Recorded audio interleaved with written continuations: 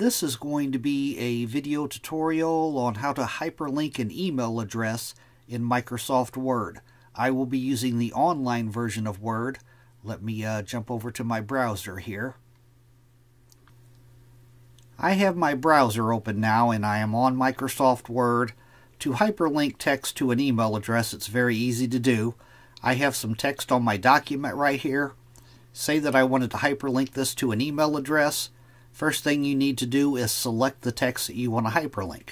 I'm going to hold down my left mouse button, drag across this text to where I have it all selected.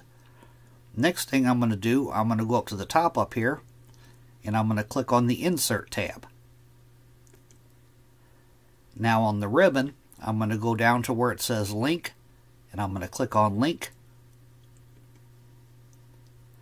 Then I'm going to go down and click on Insert Link. Now in this little dialog box that opens up here, it says Display Text. It has the text that I have highlighted on my document right here. That's what's going to be linked. Down below that, under Interlink, is where you would place the email address. But the first thing you've got to do to hyperlink an email address, you want to type mail to followed by a colon. Then you will type the email address. Just like that there. Of course, this would be your email address that you want to link it to. Then you'll go down to the bottom and click on Insert.